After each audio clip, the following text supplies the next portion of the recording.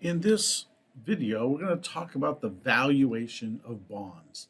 So to start off, let's talk about some terminology, right? Obviously, there's a piece of paper, there's a certificate that states the terms. Like any loan, there's a maturity date. The term is the term that's remaining until that repayment date. And then there is a coupon, and the coupon is the promised interest payments. Now, one of the things that we need to understand about bonds is that there are two terms that have interest associated with them, or percentage terms.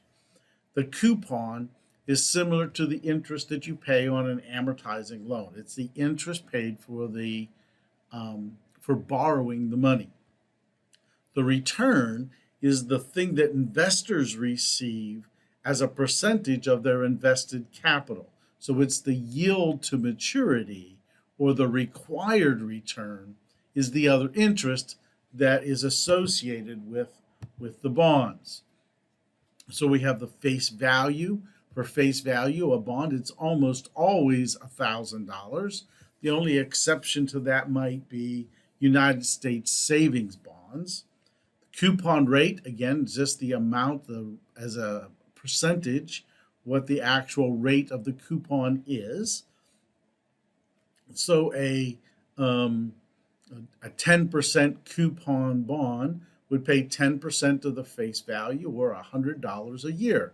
And the coupon payment then is just the rate times the face value. And then you divide that by the number of coupon payments per year.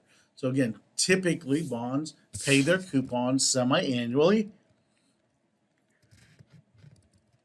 So whatever the coupon is, you divide it in two and you get that every 6 months. The primary investing theorem, I guess, the principle stated here, is the value of financial securities is equal to the present value of expected future cash flows. So we're going to try to calculate the value of the bond. What is it worth to us as investors? Now, how do we decide if we want to buy it? Well, the value is the most we'd be willing to pay. In the end, we have to make a comparison to the price that's available in the marketplace. So again, bond value is the present value of the coupons, and interest rates obviously are going to vary as time goes on. So interest rates will go up and down. As interest rates go up and down, they have an impact on bond value because they have an impact on the time value of money. So the yield to maturity, as mentioned a little bit earlier, is a discount rate that equates the present value of the bond's remaining cash flows to its current price. And this is a definition of yield to maturity in every textbook you can possibly find. The challenge with it is I really don't understand the purpose and what it tries to tell us. Indeed, mathematically, this is the answer. But what does it actually mean? That's what's down below here. The rate of return investors earn if they buy the bond at time zero and hold it to maturity. Yield to maturity. The yield to maturity on a bond that's selling at par, $1,000, is going to be equal to the coupon rate. So if the bond is selling for $1,000, the yield to maturity will be exactly equal to the coupon interest rate. What changes over time is interest. And as interest changes, it changes the yield to maturity. Since this is the return, it changes the price of the bond. So if the value of an asset is greater than or equal to its market price, you would want to buy it.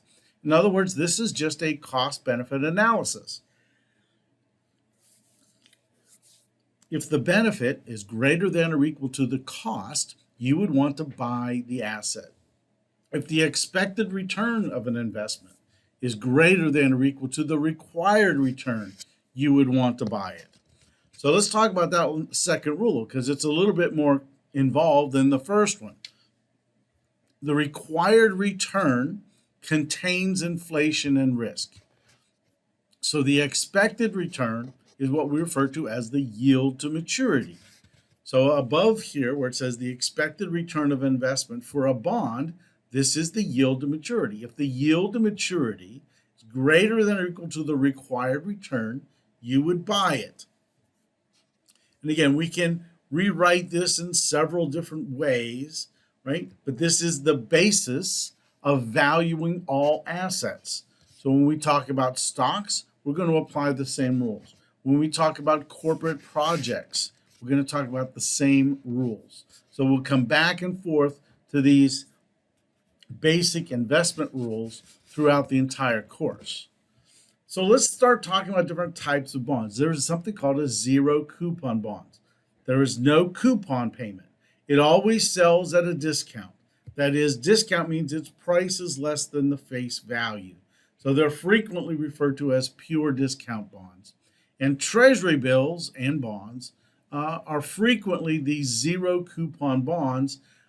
T-bills, they have a maturity up to 1 year. Now, the very long treasury bonds all have coupons. So they are not a discount security. They are just a bond with coupon payments, just like any other corporate bond might be. So here we have a 1 year risk-free zero coupon bond with a $100,000 face, has an initial price of $96,618. Right? The bond pays no interest. It's a discount bond. There's no interest. So we would like to know, what is the rate of return on this investment, right? So using the bond valuation worksheet, if you type in 100,000 is the bond, type in the 96,618 is the price. It's a 1 year maturity, right? Compounding frequency 1. We see that the yield to maturity on this bond is 3.5%. So this is what, given this price, this is what the market says this return should be. Our question as an investor is, what is the current return that this T-bill should earn? If this T-bill has a current yield, or we could go out and buy it for 3.25%, right? You'd rather get you could buy it lower and get the 3.5% increase in return. So you would want to get the higher yield that's above what the market is pricing it at. So we have some different yields depending on zero coupon bonds, and how they're typically listed here is, in this case, these are in $100 face value. So a 1 year is $96.62, 3 years $87.63. So what we're asking is, what is the yield on these bonds? So a 3-year bond that's currently selling for 87.63 has a yield to maturity of 4.5%. And of course, we can do this with any bond that we want, plugging in the 83 down below here. For 4 years, we would get that yield as well. So if a bond is selling for $450, would you buy the bond? Well, here is a $1,000 bond, zero coupon, 8% is the required return, and it has 10 years left in maturity. So this bond is worth $463.19. You can buy it for $450. Would you pay $450 to get $463? And of course you would. If you did buy it for $450, you would receive 8.31%. Your required return was only 8. So both returns, both of those value investment rules, they both work. They always give the exact same answer. Some people are more comfortable with percentages, and some are more comfortable with prices. So we have another example, $1,000 bond, 5% the coupon. Again, we have compounding frequency once a year. Now, again, in reality, most bonds pay semi-annually. So you would normally have a 2 here. I kept it this way just to make sure that we were on an even keel and we were always using the same kinds of data, but 2 is the more appropriate number that would go in there. It wouldn't affect our answers dramatically, but it does make a difference. So this bond also has an $825 price. So what is the yield? Well, if you bought this bond for $825, you would earn 7.56%, but you wanted 8. So this bond, you wouldn't want to buy this bond. It's not going to give you enough return for the risk and inflation that you see. In addition, would you pay $825 to buy something that was only worth $798? And of course, the answer is no, you would not. So next, let's talk about price behavior.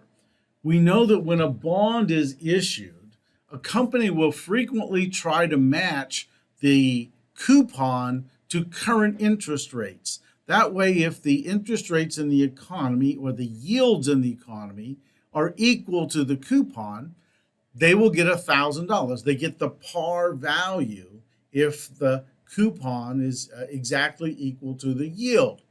But we know after it's distributed, after it's issued, interest rates in the economy change, which means time value calculations change, which means the price changes, right? The coupon doesn't change, right? Certainly time changes, but the most important thing that's changing here is interest. So if the bond is selling at less than its face value, we say it's selling at a discount. If it's selling at more than its face value, we say that it's selling at a premium. Now, this distinction, discount and premium, has no bearing on the actual value or whether or not this is a good investment.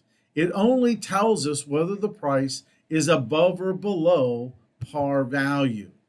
So again, if the bond price is greater than the face value, it's a premium.